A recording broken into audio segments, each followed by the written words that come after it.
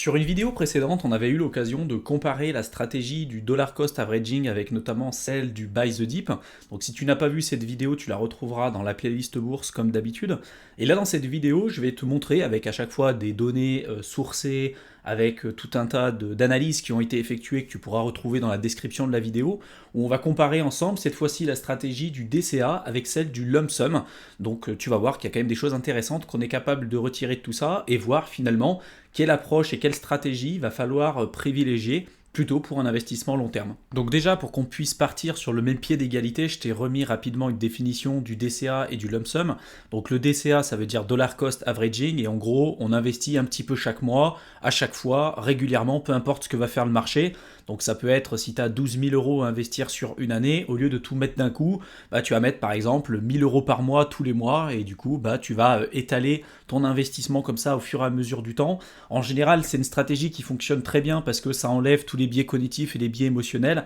et t'es pas en train de te poser la question, est-ce que c'est le bon moment pour acheter, est-ce que c'est le bon moment pour vendre, est-ce qu'il faut que j'attende encore un peu, etc.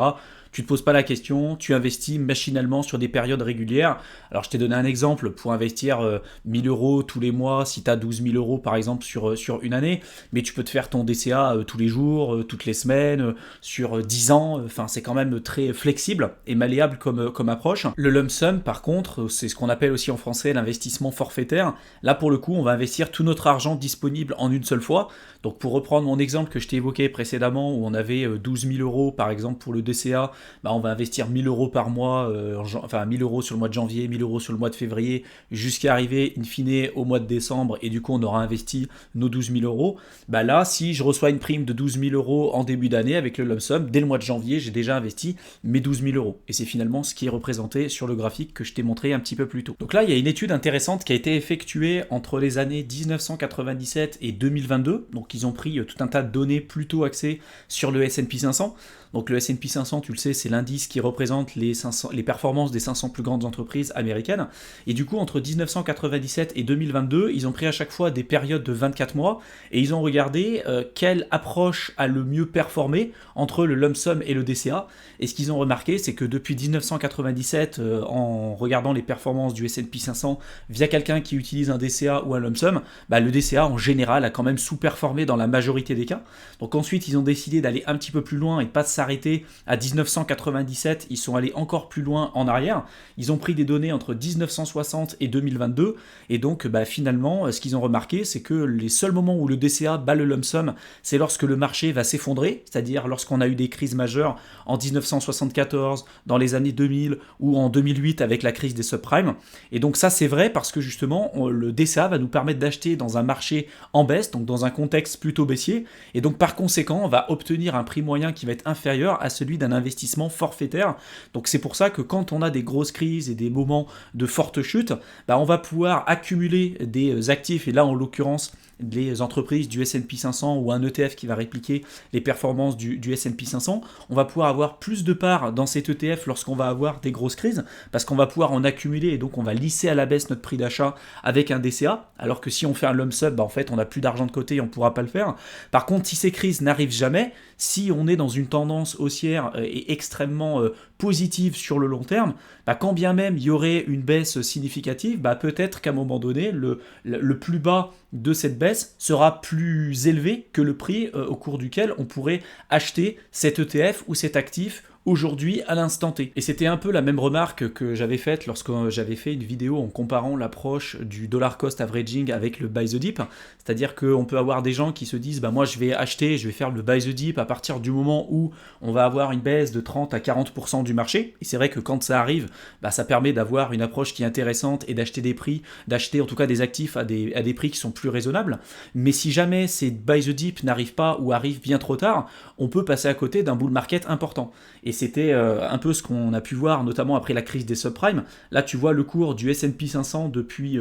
1983. On voit qu'entre 2017 et 2008, du coup, on a eu la crise des subprimes. Le S&P 500 est descendu à une valorisation de 683. Et si on avait appliqué cette stratégie de buy the dip, avec la politique monétaire de la Fed, avec des taux d'intérêt extrêmement bas, un quantitative easing extrêmement important et une impression monétaire juste remarquable, on a eu un bull run monstrueux sur ces périodes-là. Et donc même si on avait attendu un buy the dip qui est arrivé en fait en mars 2020 avec la crise sanitaire, bah, on voit que si on avait acheté à ce moment-là, bah, on aurait été bien plus dans le positif qu'en attendant un potentiel buy the dip, parce que quand bien même on aurait acheté au plus bas de mars 2020, on l'aurait acheté, je sais pas, à 2400, 2300 dollars, alors que bah, sur toutes ces périodes-là, on aurait pu rentrer à des prix bien plus intéressants. C'est un petit peu la remarque que j'ai dit précédemment, et c'est les gros problèmes en fait qu'on rencontre sur des approches en attendant le meilleur moment pour investir.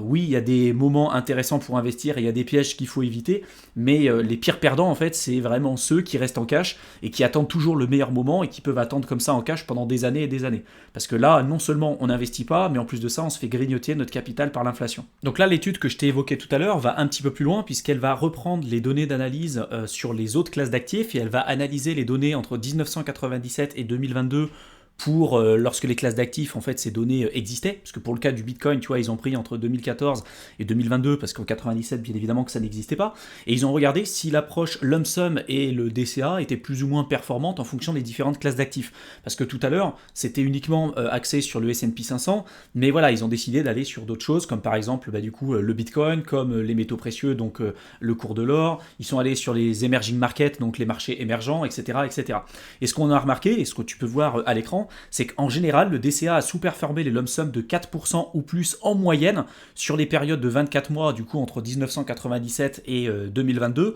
pour toutes les classes d'actifs représentées, avec bien évidemment des très très grosses disparités en fonction des classes d'actifs, notamment celles liées avec le Bitcoin, parce que tu le sais, le Bitcoin et d'ailleurs les crypto-monnaies, c'est clairement la classe d'actifs la plus performante de toute l'histoire de l'humanité, donc bien évidemment que là le lump sum, ça a été quelque chose de remarquable pour ceux qui ont investi très très tôt et qui ont réussi à faire du buy and hold sur des périodes plus longues et plus importantes. Et finalement, c'est ce que montre ce graphique, on a pris des données entre 2014 et 2022, et ils ont comparé l'approche DCA et lump sum sur le Bitcoin à proprement parler sur des périodes de 24 mois, et ils se sont rendus compte qu'en moyenne, le DCA pour le Bitcoin avait sous-performé les performances d'une approche lump sum de 341,2%, ce qui est juste monstrueux, forcément parce qu'on a eu un bull market juste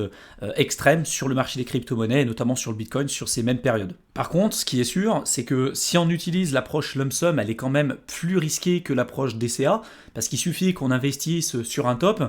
pour investir en fait au pire moment, pour avoir peut-être des biais cognitifs, des biais émotionnels qui vont prendre le dessus et nous pousser à prendre des mauvaises décisions. Donc c'est ce que je t'ai montré à l'écran. On a comparé ce qu'on appelle la standard déviation, donc en fait c'est l'équivalent de la volatilité, qui est un des critères qui est lié au risque dans la gestion d'un portefeuille, et on s'est rendu compte que bah, en effet, si on fait du lump sum, bah oui, on peut la plupart du temps surperformer les performances du DCA, mais quand même le prix à payer, c'est d'avoir une volatilité beaucoup plus importante que de faire une approche DCA. Donc plus de risque de prendre aussi des mauvaises décisions. Par contre, là c'est ce que je te mets à l'écran, le lump sum peut également aussi surperformer le DCA tout en utilisant un portefeuille à risque similaire ou inférieur. Par exemple, si on effectue la lump sum dans un portefeuille 60-40, tu sais 60% d'actions et 40% d'obligations américaines, on serait capable de surpasser les performances d'un DCA dans un portefeuille 100% actions dans la plupart des périodes entre 1997 et 2022, ce qui est quand même un facteur super intéressant à avoir en tête. Et en plus de ça, on serait capable d'avoir le même niveau de risque,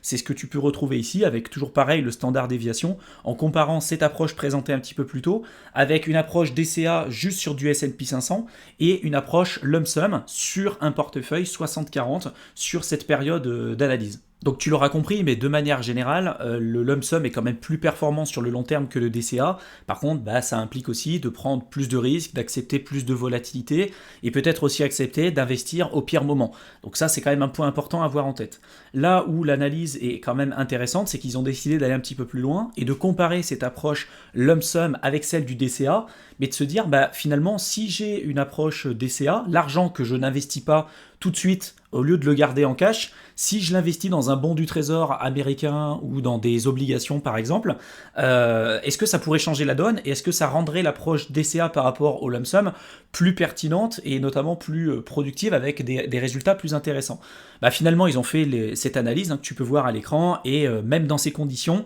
Le DCA sous-performe toujours le lump sum sur toutes les classes d'actifs testées, mais généralement pas sur une base ajustée au risque, comme je te l'ai évoqué un petit peu plus tôt. Donc de manière générale, la lump sum surperforme le DCA. Le DCA peut être intéressant quand on a un marché qui baisse, mais dans un marché haussier, notre prix d'achat moyen sera moins intéressant qu'avec le lump sum, donc ça c'est normal. En cas de forte baisse, il faut être capable aussi de tenir ses positions et continuer d'acheter, ou de tenir finalement la stratégie, ce sur quoi on s'est fixé au départ, ce qui est clairement pas simple, parce que quand il y a des baisses importantes, il y a quand même un pessimisme ambiant qui est juste monstrueux, avec tous les gens qui vont dire c'est la fin, c'est la faillite, c'est la troisième guerre mondiale, c'est toutes les raisons possibles et imaginables, et donc pour avoir vécu quand même certains de ces moments-là, surtout sur le marché crypto, je peux t'assurer que c'est vraiment pas simple d'être contrarien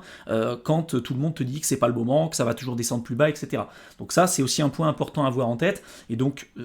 l'intérêt de se former aussi, c'est ta capacité après à pouvoir prendre tes propres décisions et d'aller dans un esprit contrarien à un moment où tout le monde va te dire que c'est peut-être pas le moment de prendre telle ou telle décision. Si tu t'es formé suffisamment, si tu as suffisamment de recul et que tu as suffisamment aussi confiance en toi et aux connaissances que tu peux avoir, bah, tu seras capable de prendre des décisions et d'avoir des résultats, à mon avis, différents de la moyenne des gens. Il faut toujours faire attention à la période où on se trouve et accepter aussi d'être en perte pour plus longtemps. Parce que c'est ce que je dis et c'est ce que je t'ai montré un petit peu plus tôt.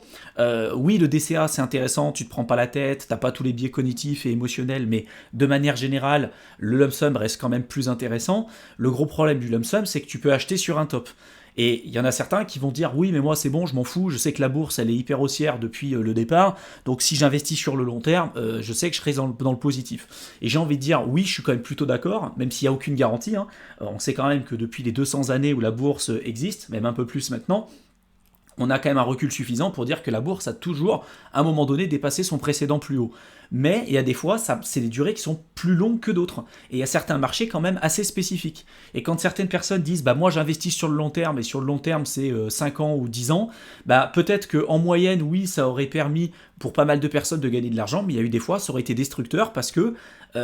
pour des périodes que je vais te montrer, il y a des fois des périodes, ça a pu durer plus de 25 ans avant de dépasser son précédent plus haut. Donc tu vois, c'était vraiment aussi, je vais te donner d'autres exemples dans la suite de cette vidéo pour te montrer ce que ça veut dire aussi long terme et de comprendre que oui, si tu veux faire cette approche lump sum par rapport au DCA, ça peut être dans la majorité des cas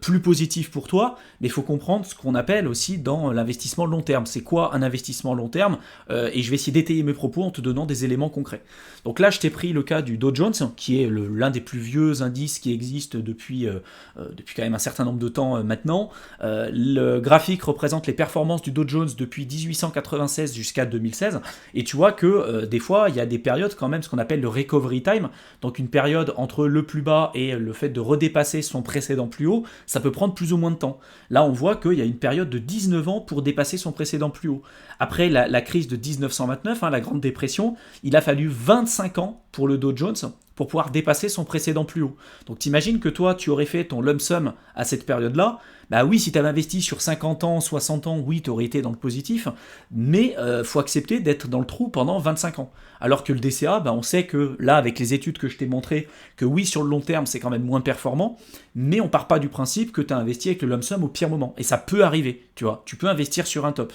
Et en général, les périodes, il y a une étude de JP Morgan que je t'ai montré dans des précédentes vidéos qui montrait qu'à chaque fois, il y avait des cycles avec des périodes de récession, de contraction économique et d'expansion, qu'en général, les périodes d'expansion étaient 3 fois plus longues que les périodes de récession économique, et qu'en moyenne, depuis le départ, on pouvait avoir sur presque 120 ans d'analyse et d'études, en moyenne, les périodes de récession duraient à peu près 15 mois. Donc on peut se dire, oui, sur 15 mois, je suis capable d'attendre. Mais tu vois, en fait, dans ces 15 mois, ce qu'ils disent pas, c'est que bah, tu as des gros écarts types. Des fois, tu vas avoir des périodes de baisse qui peuvent durer quelques semaines, voire quelques mois, 1 mois, 2 mois, et puis dedans, tu vas avoir des périodes de baisse et de récession qui peuvent durer pendant 25 ans, tu vois, comme ça a été le cas pour le Dow Jones. Donc ça, pour moi, c'est quand même un point hyper important à avoir en tête. Et ça, c'est valable du coup pour le Dow Jones, mais c'est valable aussi pour le S&P 500. Le S&P 500, après la bulle Internet dans les années 2000, il a fallu 12 ans pour le S&P 500 pour redépasser son précédent plus haut. Donc si tu avais fait ton lump sum sur le S&P 500, là, au début des années 2000, ça aurait été terrible pour toi parce qu'il aurait fallu que tu attendes 12 ans avant de dépasser ton précédent plus haut. Donc peut-être que oui, ça aurait pu être un point intéressant pour toi et que tu aurais peut-être pu tenir tes positions, mais on n'a aucune garantie. Là, on a eu un exemple avec la bulle Internet, mais peut-être que demain, ça sera une durée plus longue. Et ça, je pense qu'aussi, c'est un point à comprendre et à appréhender pour prendre des meilleures décisions d'investissement. Je t'ai mis également aussi là les rendements sur les obligations à 10 ans. Et c'est vrai que on a eu à un moment donné, sur une période entre 1920 et 1980, un super bear market en fait sur les obligations parce qu'on a eu une augmentation des taux d'intérêt. Et tu sais que les obligations sont inversement proportionnelles au taux d'intérêt. Plus tu vas augmenter les taux d'intérêt, plus le prix des obligations vont baisser, et plus tu vas baisser les taux d'intérêt, plus le prix des obligations vont augmenter. Donc en fait, c'est ce qui est représenté à l'écran. Et ce qu'on remarque, c'est que là, depuis les années 80, on n'a fait que baisser les taux d'intérêt, jusqu'à arriver même à un moment donné avec des taux d'intérêt négatifs avec la crise sanitaire. Et donc ça a été synonyme d'un énorme bull market sur les obligations. Donc avec le prix des obligations qui ont clairement crevé des plafonds. Moi je fais partie des personnes qui disent qu'aujourd'hui on est clairement sur une grosse bulle obligataire. Mais voilà, après est-ce que ça peut continuer? Est-ce que ça va changer peut-être dans les années à venir? J'en ai aucune idée. Mais il faut partir du principe que quand on te donne des données d'analyse en te disant en moyenne les obligations à 10 ans ont peut-être fait sur les 120 dernières années, elles ont fait du 3-4% annualisé, en fait, tu as des extrêmes. Tu as des moments où les obligations, elles ont presque rien donné, pendant 30, 40, 50 ans, et puis après, pendant 30, 40, 50 ans, où les obligations, elles ont été hyper rentables. Et donc, si tu investis sur un top, comme c'est peut-être le cas aujourd'hui, il faut te poser la question. Si tu fais un lump sum sur les obligations aujourd'hui, peut-être que c'est risqué. Tu vois, j'ai pas une réponse, mais je préfère mieux te donner des éléments concrets. Je t'ai mis aussi un autre exemple qui est celui du Japon, avec un indice qui s'appelle le Nikkei 225, qui représente, c'est un peu l'équivalent du S&P 500, mais au Japon. Et tu remarques que là, depuis les années 90, là, ça fait près de 30 ans que le Nikkei n'a pas dépassé son précédent plus haut. Pour autant, le Japon, aujourd'hui, c'est la 3e économie mondiale en termes de PIB. Ça a quand même été un pays qui avait une très très grosse part de marché dans les périodes précédentes. Donc c'est pas non plus une économie qui sort de nulle part. Et pour le coup, tu vois, le cas du Japon, c'est quand même un cas très spécifique parce que même après 30 ans de baisse, on n'a toujours pas dépassé notre précédent plus haut. Sans doute qu'on le dépassera dans les prochaines années, j'en ai aucune idée, mais si tu fais du lump sum sur ce genre d'opportunité, c'est quelque chose aussi qui peut arriver, donc il faut vraiment être très vigilant par rapport à ça. J'espère en tout cas que cette vidéo t'aura plu, qu'elle t'aura intéressé, qu'elle t'aura été utile. Si maintenant tu veux profiter de ces périodes-là pour pouvoir te former, que tu veux aller plus loin dans l'investissement en bourse, je t'ai préparé un programme de formation offert de plusieurs heures que tu peux rejoindre. Tu as le lien dans la description de la vidéo, tu cliques dessus, tu rentres ton adresse mail et tu verras, je t'enverrai le contenu directement dans ta boîte de réception. Je te souhaite une excellente fin de soirée et je te retrouve dans une prochaine vidéo. À bientôt.